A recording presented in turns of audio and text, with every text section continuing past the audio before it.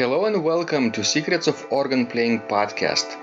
We are your hosts, Vidas Pinkevičius and Aušra Pinkevičienė. We've been mastering secrets of organ playing for more than 20 years and sharing them on this blog since 2011. On this show, which we create from our home in Vilnius, Lithuania, we strive to help you grow in every area of organ playing, including practice, technique, repertoire, sight reading, hymn playing, improvisation, composition, music theory, harmony, and many others. Our hope is to help you become a complete musician, or what we call as total organist, a program which we have created to help you reach your dreams faster than you would do on your own. If you are new here, we invite you to subscribe to receive free updates of this blog at organduo.lt.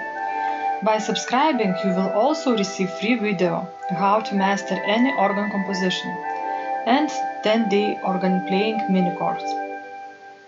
And now let's go to the podcast for today. Hi guys, this is Vidas. And Aušra. Let's start episode 572 of Secrets of Organ Playing podcast. This question was sent by Rebecca, and she writes, "Thank you for your email.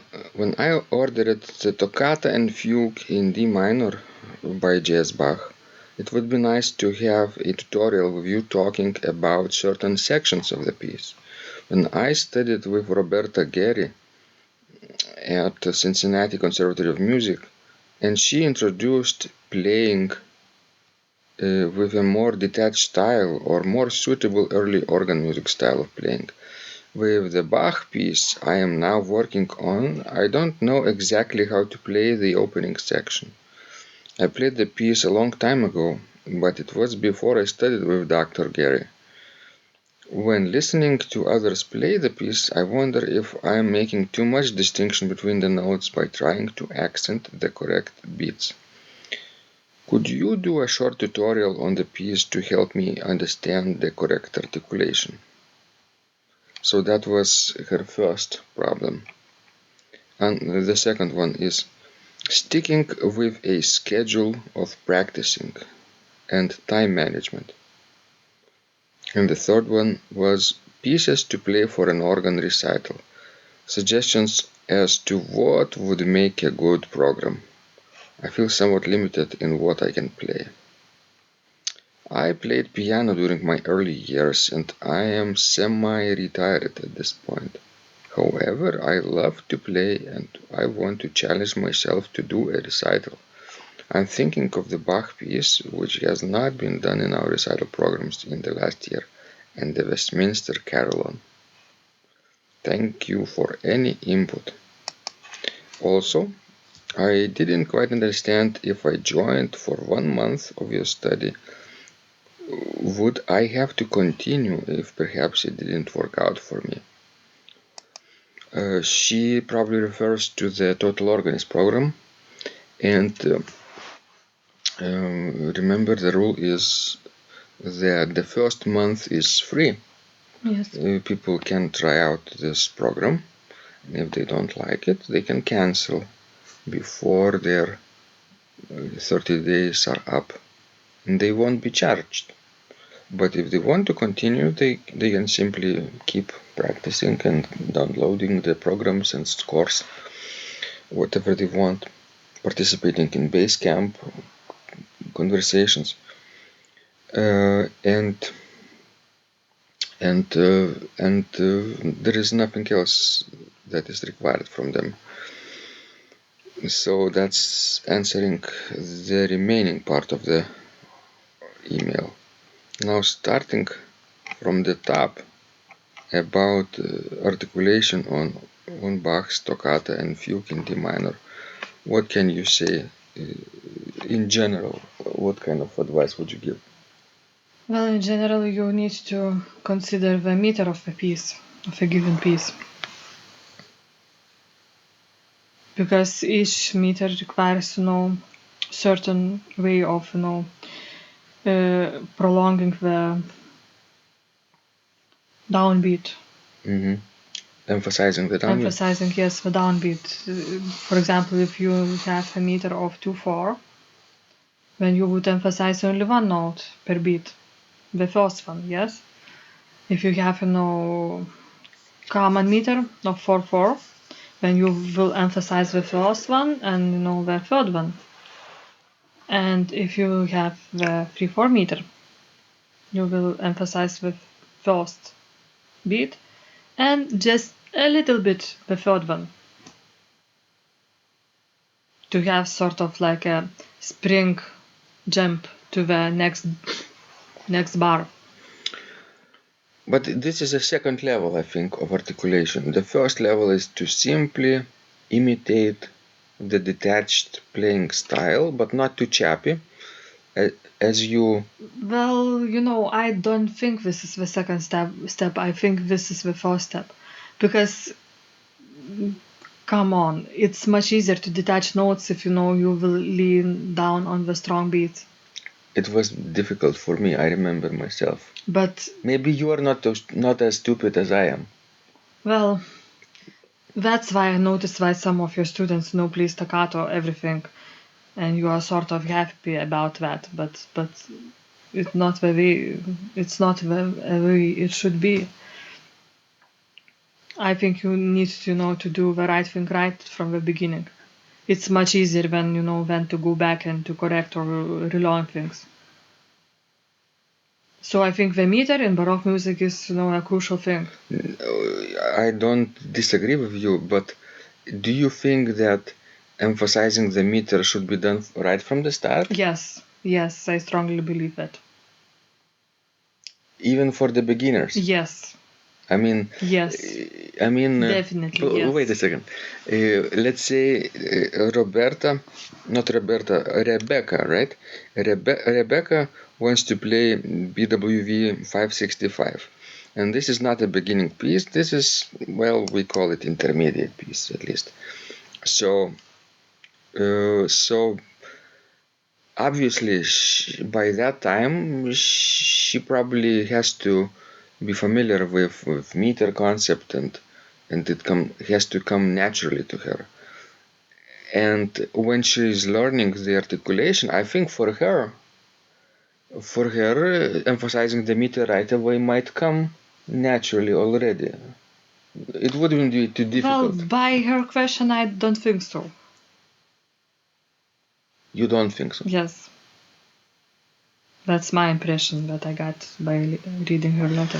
Yeah, it's like making consultation over the phone. It's difficult give prescriptions when you don't see the exact person. Because look, you need to consider a meter first, because even the space that you will give between each of the note will depend on that a little bit. Yes, how your strong and weak beats in the measure falls down. Another thing to consider would be, what kind of environment are you performing and practicing? Is it a dry room acoustic, or it's a large church acoustic, like we have at St. John's? All these things are, to consider, because if you will play really staccato every note in a dry room, then it will sound unmusical. No. Natural. What I meant, it was just a preliminary stage, and then once you familiar with the notes, you can think of meter, being more fluent and emphasizing the meter. I still don't know, how you are, learning things. That's very fun. No, because for myself is different. It's like putting your trousers and then putting your underwear. But don't you think so? But didn't you forget? Underwear comes first, and then. But didn't you forget when you were little, like 6 years old, and you started Well, playing I piano? haven't played organ at that time, so sorry. I started to learn organ when I was 17 years old, and I was taught organ to play in Lithuania incorrectly. Yes, but by that time your piano technique was perfect. Well, maybe not that perfect, but it was good. Yes, you good could play all kinds of things. But if she studies with Roberta Guerri, who is one of most renowned organists in the United States, maybe she is not a beginner. although when she has to know how to plan the recital program, it's sort of very beginning question, and it's very it cannot really be answered, because if we should tell her particular pieces, she would need to send us entire list of what she is able to play at the moment. And then we could, advise how to put and what to play first and what to play the last. Well, okay, let's talk a little bit about, if we have time. I think this is maybe the question for the next episode, right? How to create a good recital program. Maybe we will run out of time for this episode if we talk right now. So maybe let's sign out and let's do one more episode about that. Okay. Thank you guys for listening. Keep your articulation detached, but not too detached. Emphasize the meter, as Osha says. Keep playing in a singing manner, a cantabile manner, if we're talking about Baroque compositions. And let's look forward to our next discussion. This was Vidas. And Osha. And remember, when you practice, miracles happen. This blog is supported by Total Organist, the most comprehensive organ training program online, where you will find courses for every area of organ playing, including technique, practice, sight reading, repertoire playing, hymn playing, improvisation, composition, music theory and harmony, with hundreds of scores and thousands of exercises. Here is what some of the students are saying. Hugh writes, "The sight reading course has helped me tremendously. Thank you very much for your essays, courses, and all your help." Robert writes, "I found the fingerings, registration ideas, and general comments to be excellent." John writes, "I have found your download very helpful. It was really excellent. I have watched some of your teaching videos, and when I read your instructions, I tried to imagine you are there teaching me. You may feel disappointed that I am 2-3 days behind, but I am a slow learner, and I have committed to taking the time to get it right, as you say. But the other night my wife commented that she had never heard me play such a detailed melody in the left hand so well. My left hand is generally poor." Robert writes, "It has been a great pleasure in my life of having discovered your courses and material, as well as the YouTube work of recordings. You have a calm and pleasant way of teaching." Ron writes, "Hi Vidas and Osha, thank you guys. What a wonderful response to my email note to you. You've got me right, and I feel you understand my level of playing. Yes, at home, and lucky that I have an organ for that reason. I am paying attention to this, and I am going to try this no longer secret model. Yes, and I love Cesar Frank too.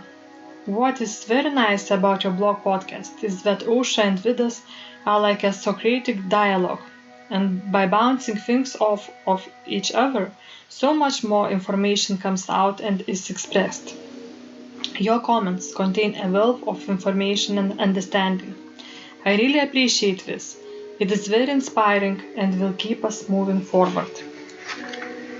Would you like to receive the same or even better results that our students are getting? If so, join them at organduo.lt/total-organist. And of course, you will get the first month free too. You can cancel anytime. Also, if you haven't yet subscribed to receive free updates of this blog, make sure you do that at organduo.lt. By subscribing, you will also receive free video, how to master any organ composition, and 10-day organ playing mini course.